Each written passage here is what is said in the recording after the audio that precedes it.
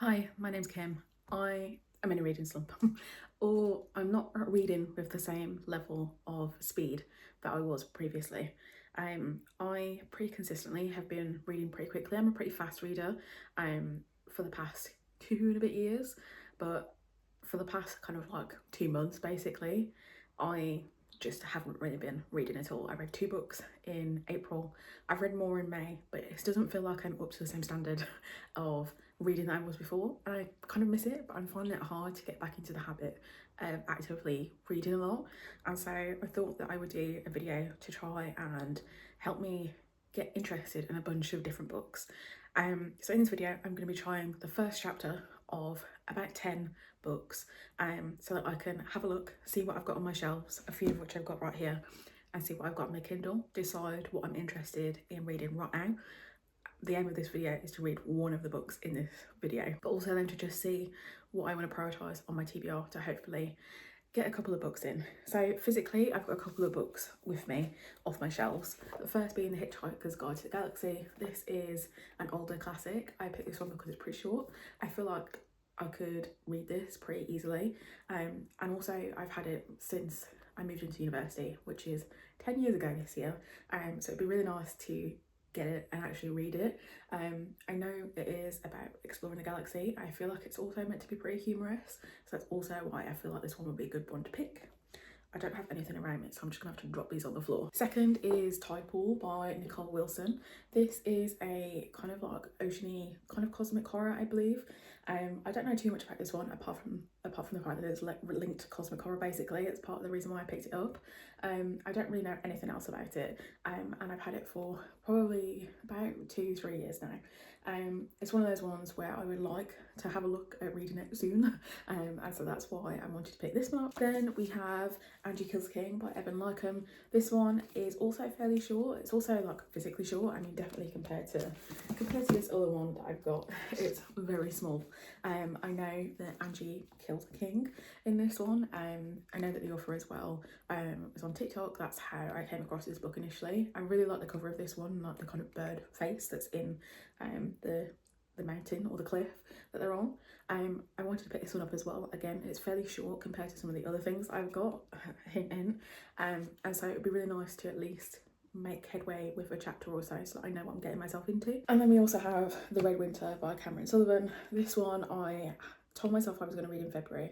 I was going to do an anticipated releases video. I was going to read this and a couple of others like Operation Bounce House, but then my whole flat stuff kind of kicked off and I just never got around to doing it. It didn't feel like it was the right time. This one I've seen other people talk about recently. I saw Gavin talk about this one. He really loved it. It's one of my most anticipated books this year. It's on my 20-ish books to read in 2026. I know it's about the kind of werewolf tale that occurred, and I believe that this one is kind of quite gory but also maybe a little bit humorous as well.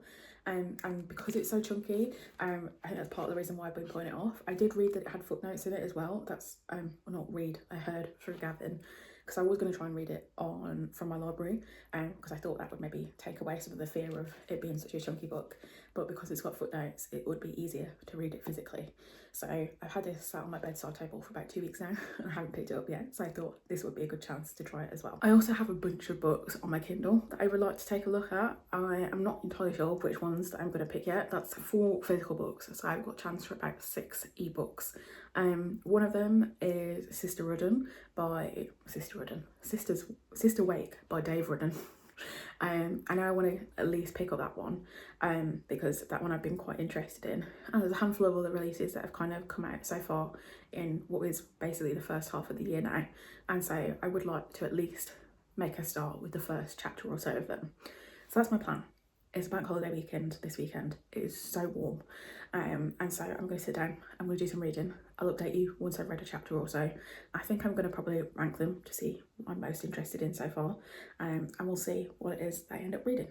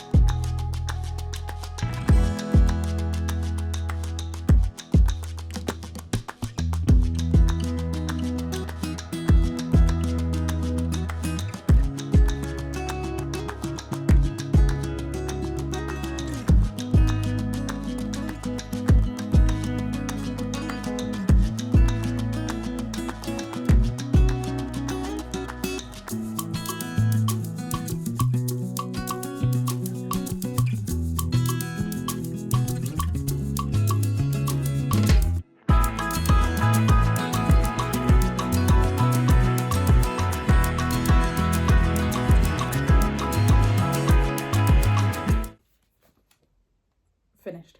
This is reminded me a little bit of Terry Pratchett in the kind of humour of it. There's a few bits that actually did make me have a bit of a smile when I was reading it. I'll try and find a section now. It's talking about how essentially there's a main character named Arthur and they're trying to bulldoze down his house, but he's not having it, and so he's lying down in the mud in front of his own house and arguing with them about the fact that it was being bulldozed. And he was saying that the Mr. Prosser, who's the person who's trying to bulldoze his house, was saying the plans were on display, and Arthur's like, yeah, in the basement, and then Mr. Prosser's like, that's the display basement. And so there's kind of a few little kind of like funny quirks in it that reminded me of Terry Pratchett's writing. So I feel like this one would be a very easy read because that chapter wasn't very long, and if it's got that same kind of humorous tone throughout the entirety of the book, I know that I would have a decent time reading it. It would be an enjoyable read. So to be fair, started off strong with a good contender. I'm still going to read the first chapter of everything else, obviously, but at the very least, if it pushes other things to the top of my TBR, that is a win too. Next, Tidepole.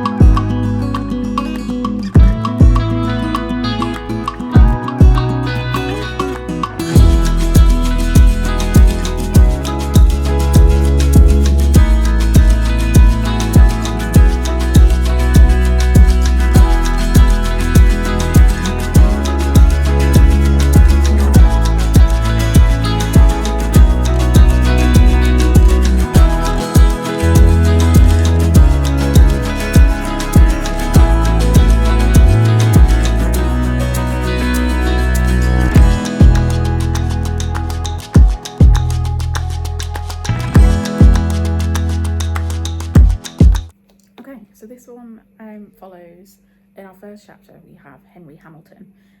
He has gone to this town called Tidepole. His business associate was there previously and they're aiming to build up a kind of coastal resort there, and he bumps into this lady named Ada Oliver who basically says, I thought I told Charles to get gone, we don't want your business here. And his plan is to essentially try and seduce her to try and get the confirmation that they can maybe start getting some progress there. And so he goes with her back to her place, and it's a very mysterious place. She's got a younger brother a brother, I don't think it said younger, who is very kind of eccentric in the sense that he doesn't really talk. And at the very end we have the introduction to her daughter named Lucy, who prefers the basement, and it ends quite dramatically there. Reading the blurb, you can see that Henry has a sister named Sorrow. We got in that first chapter a reveal that the reason her name is Sorrow is because their mom died in childbirth with her, and so their dad named her Sorrow for that reason. And we learn that Henry disappears, and so at the end of that first chapter you can see why he's disappeared. And so she, even in that first chapter, is made out that she's quite hard-headed and like strong-willed, and she doesn't want to get married. So you can see that the implication is that she's going to try and figure out what's going on with her brother. I would say that it was a fairly interesting start. I think it built up the suspense of what's going to happen. Writing wise, I don't mind the writing as much. I do think as well that this will be a fairly easy read. That first chapter kind of really encapsulated everything that you can kind of expect to happen going forward. But I think at the moment I would prefer Hitchhikers over that one. But only time will tell. Starting with the next one, I'm saving the Red Winter till last since it's a bigger one. But yeah, we'll see. I've got a prologue here, and the chapters on these look fairly short as well, so I'll do the prologue and the first chapter because that's what I did with Hitchhikers as well.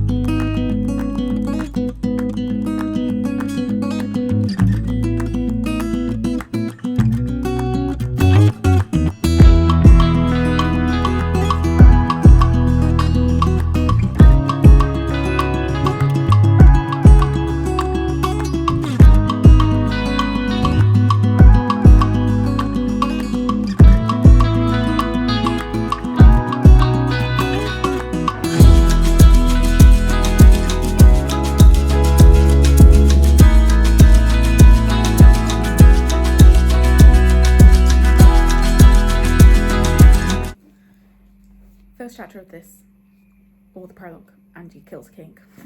It's a giveaway, it's in the title. First chapter, she is on the run, she's gambling. There is a lot of information about the setup for kind of what's going on, about the fact that people don't necessarily mind that the king has been killed, that he was quite harsh, that he wasn't for the people, and a couple of other things about kind of mysterious people that are going around, a kind of vigilante kind of stuff, I guess. It felt a bit info dumpy in the beginning, and Angie kind of comes across as like an Arya Stark kind of character who is very young, very kind of hot-headed, stubborn, but I don't know obviously what the transformation will be of that. At the very end we have someone come in who knows who she is, despite the fact that she's like shaved her head to try and disguise herself. So I think this is probably number 3 of 3 so far. I would probably give it a couple more chapters before I decide whether I'd actually want to read it or not, but at the minute it didn't really draw me in terms of what I've read. That obviously leaves this chunk for number 4. I have lost my Kindle. I don't know where it's gone in the move, so I'm gonna probably read the Kindle ones off screen and come back and tell you what my kind of ranking is of the 6 or so books I picked from there. Like I said, I want to read Sister's Wake, but aside from that I haven't really decided what else I want to read, so I'll have a look what else I've got and make a decision then. But first of all, we've got this one.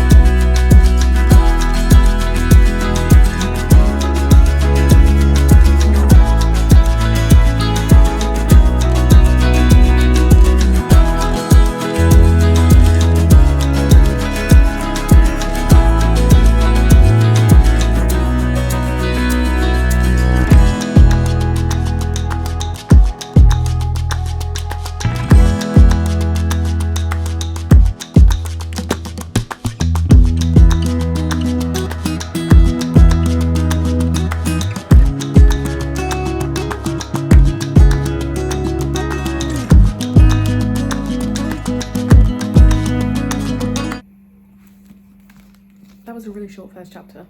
There was a little kind of like introduction forward there as well. We have our main character Sebastian, who in the forward you can see is writing from present day, or at least present-ish day, it's 2013, about a tale from his past. And we go in that first chapter and we see that he has this thing called an inner dwelling demon, which I have to say that is one of my kind of like favourite tropes. If you ever read Asunder by Kirsten Hall, that is kind of like an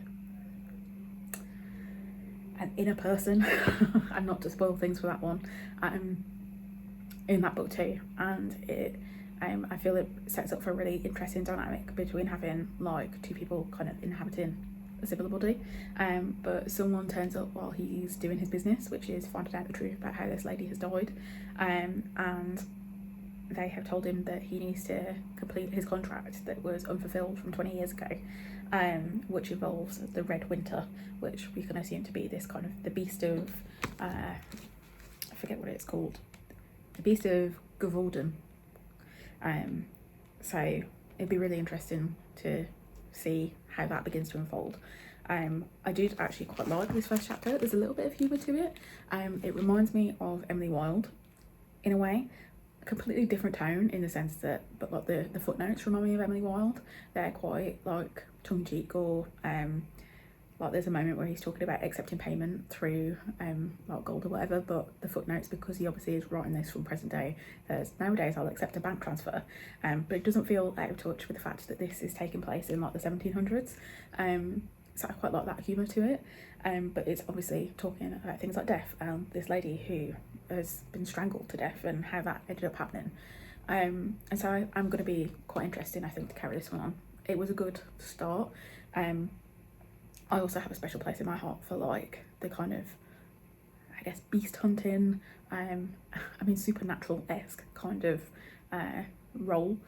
If you think about like TV show, obviously very different to that. It's not the same, but that kind of vibe I do really enjoy.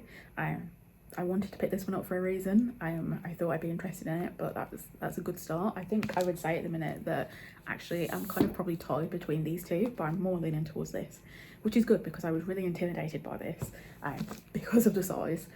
But reading that first, like the foreword in the first chapter, I don't think it's going to be as intimidating as I thought it would be. So yeah, strongest contender so far, I think. I am going to spend the rest of the evening reading the rest of the books that I am going to have a look at, and I'll get back to you tomorrow with what it is that I decide to pick up. Checking back in the next day, because I have in fact read the first chapter also of 6 books on my Kindle. First was Sister Wake by Dave Rudden. In this one, in our prologue, we have a character who is been taken to sacrifice, and they've broken into her home when her dad wasn't there, to do this, only for her to be rescued by her dad, but for her to encounter face to face the goddess of death. And then when you get into the first chapter, I am not too sure whether the 2 characters are the same person, because it doesn't make that immediately obvious, but we see now that the person in this chapter called Sister Wake has encountered death before, so it could be that it's the same person. I'm not entirely sure. It was interesting. I think that the prologue was more interesting than the first chapter. The first chapter felt very fantastical in the fact that it felt very in-depth about what was going on. But yeah, that one was an interesting start.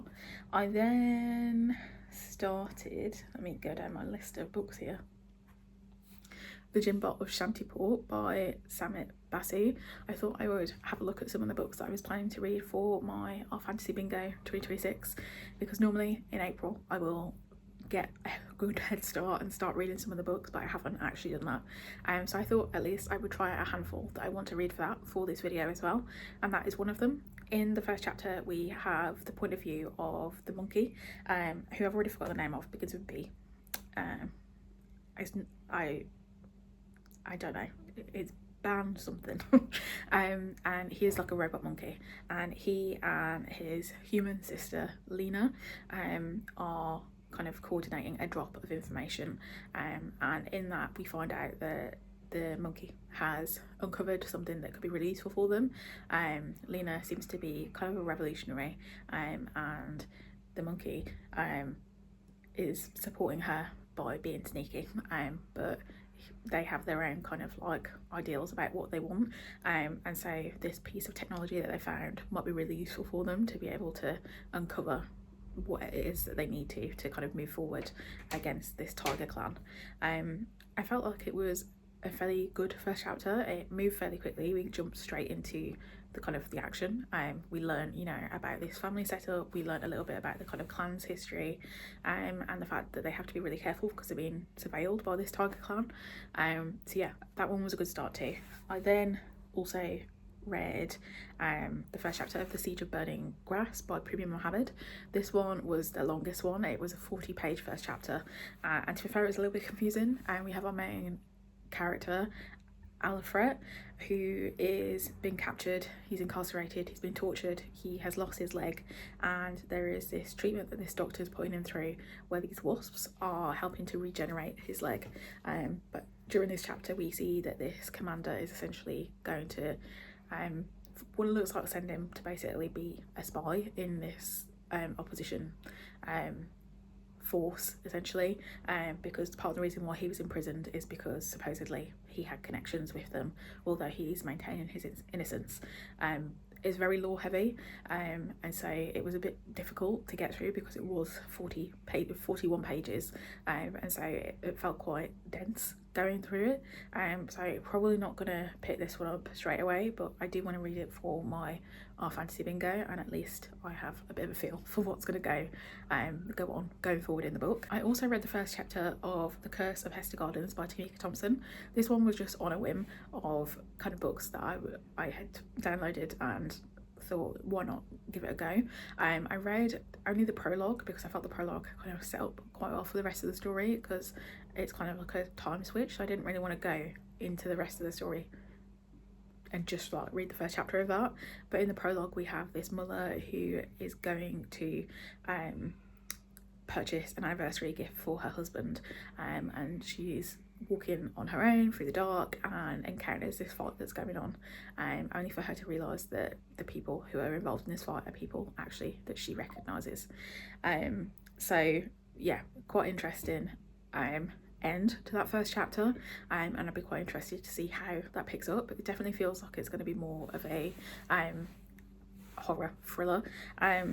The conversations around just brutality within the Black community, so yeah, I think that one will be quite an interesting read. And then finally the last two that I looked at were Wolfworm by T. Kingfisher. This is obviously a fairly new release by T. Kingfisher.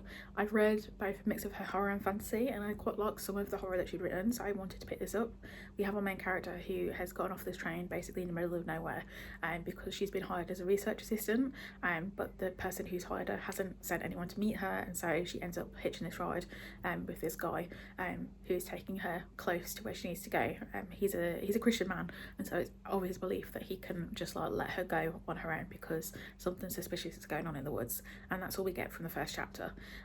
So there wasn't really much to go on there. I know from the cover that it is going to be one of the more kind of fungal, freaky, I guess, horror books, and so I know that I'll end up reading this one. T. Kingfisher is always easy to read, but in terms of capturing me for first chapters, this probably wasn't one that caught me.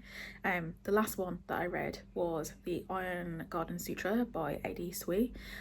This one I was quite interested in because the cover is like feels really different compared to what the premise of it is, because it follows a deaf monk, and I know from reading the blurb it is also about going into space and stuff, and we get a touch of that in that first paragraph, because we see that this deaf monk has been asked to go and essentially kind of like bless these bodies on this ship that has come back, and he has a little bit of a tension between another one of these monks who has kind of got beef with Iris, the main character, for the fact that they weren't chosen and Iris was, and we get a bit of a conversation towards the very end with the person who has delegated this responsibility to Iris, saying that, you know, I picked you for a reason, and then that's pretty much it. So again, one that was a little bit interesting, that feeds you with a bit of information, but not too much information to, obviously you want to read more to figure out what's going on. After all of that, I think I am settling on The Red Winter. I think, one, I'll feel really satisfied being able to read it, because it's obviously such a big chunky book, but none of the ones that I read on Kindle really super grabbed me straight away. I think, if anything, the next book that probably I would read after this would be Hitchhikers, and it would be really nice to get that one off my list. So I am going to enjoy the rest of my evening, read a little bit more of this, and I'll catch up with you when I get a little bit further in. I'm 11 chapters in to The Red Winter. I'm calling it here for the night, because I've got work tomorrow and it's too hot, and I've got to do all my before work prep, all the Sunday scary stuff, except it's Monday because it's bank holiday. Anyway, 11 chapters in, we are following Sebastian and Jax, who is the son of Antoine. I don't know if that's the right pronunciation. Antoine, yeah, that's right, I think. And Antoine is Sebastian's former lover. We're getting a little bit of a flashback sequence as to how they actually originally met, because Jax has never been really told the truth about the kind of origins of this beast, and how it was vanquished in the first place. And so Sebastian's given him a bit of information as they travel together to go back to Antoine's place. in order to see what is going on with this new reoccurrence of the beast. So we're getting a kind of mix of different things. We're getting some exposure to Sebastian's past and his history and his skills with ghosts that he has, and then also a little bit about Jax and trying to understand Sebastian trying to understand how Jax kind of is the way he is, versus the idea that he had of Antoine the last time that they saw each other 20 plus years ago. On top of that, we're getting all the kind of tidbits as well. We can see that Sebastian is old. He is old, and it kind of makes me curious to see how exactly that is going to play out in terms of, like, is he immortal? What exactly is going on there? We also have a couple of side characters that have crept in, the kind of demon that lives in his head, and then also Livia, who's a succubus, who also got her own excerpt as well in the book. I'm really interested to see if that's going to be interspersed throughout the whole novel, because at the moment you don't entirely see the relevance of it, but obviously it's there for a reason. It's going to provide some level of context to something that's going on. So yeah, interested so far. I'm having a good enough time with it that I'm happy that I ended up picking this one, and I'm glad that I actually did this, because I think this was the motivation I needed. I feel sometimes that when I'm reading first chapters, I feel like I was blocking the light, the golden hour that's coming in from the window. I feel like sometimes when I am choosing which book that I want to read next,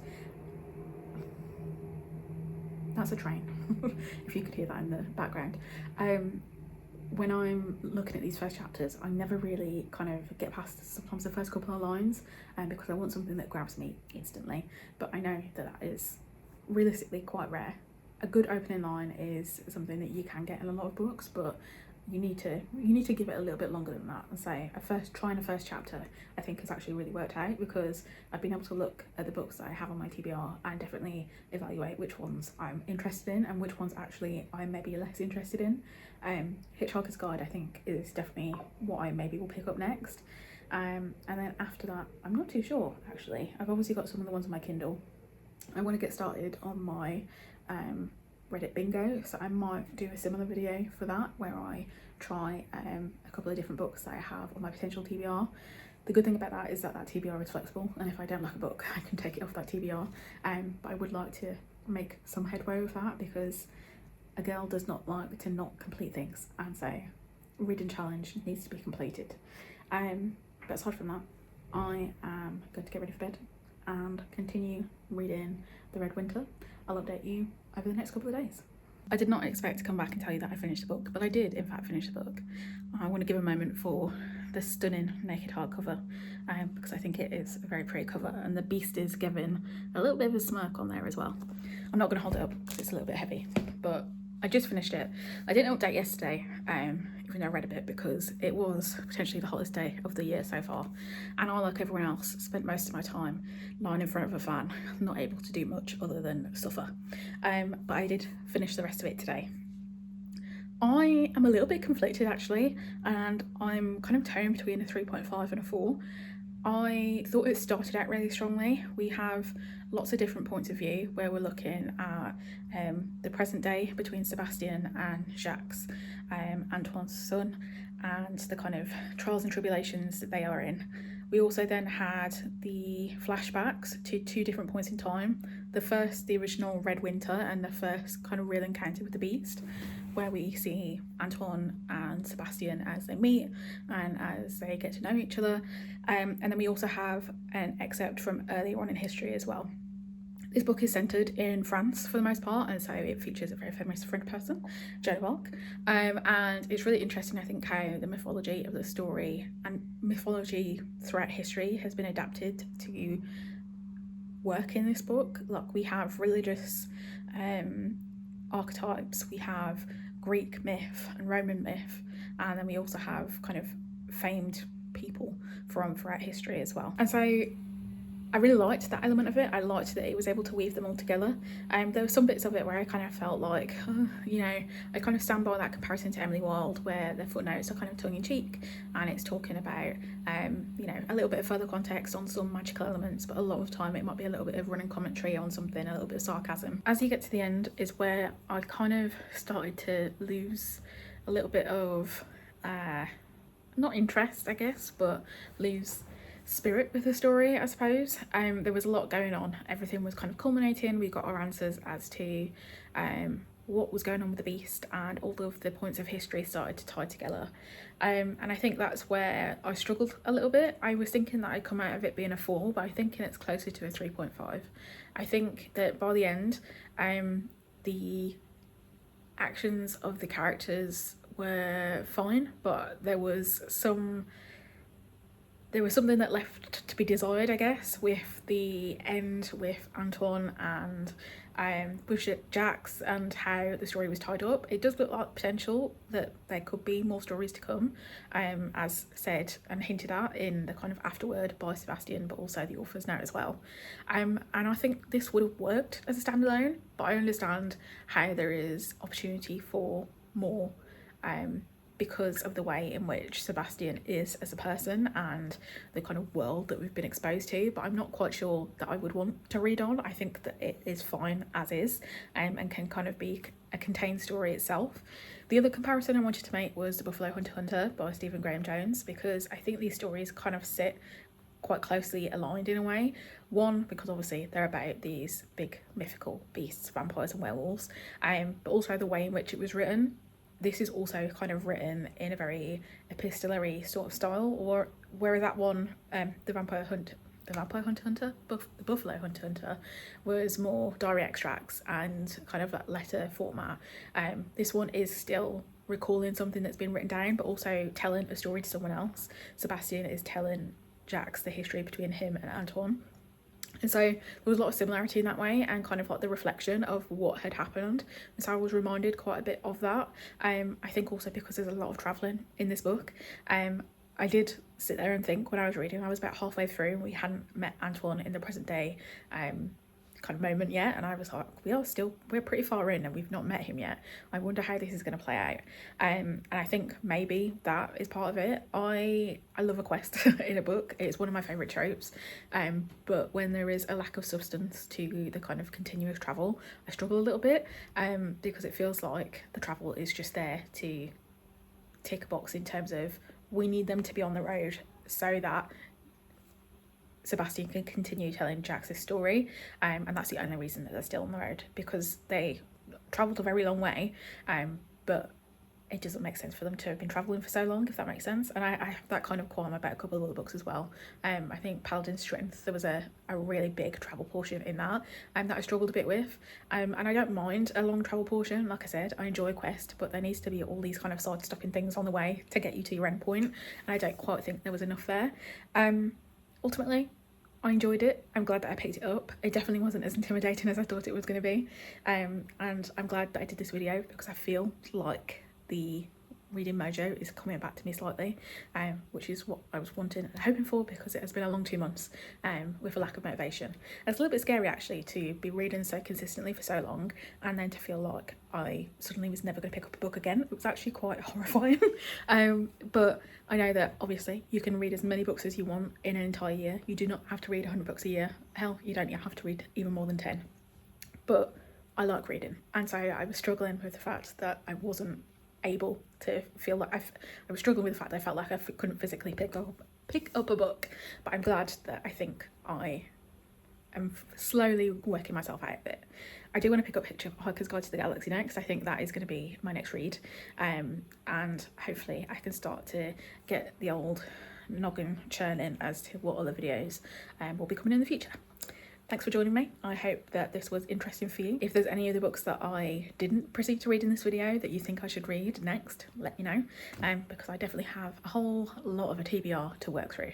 Although I haven't been reading, I've definitely been accumulating books over the past couple of months. So yeah, got to get on that to get to that goal of 100 this year. Thanks for watching, and I'll see you in my next video.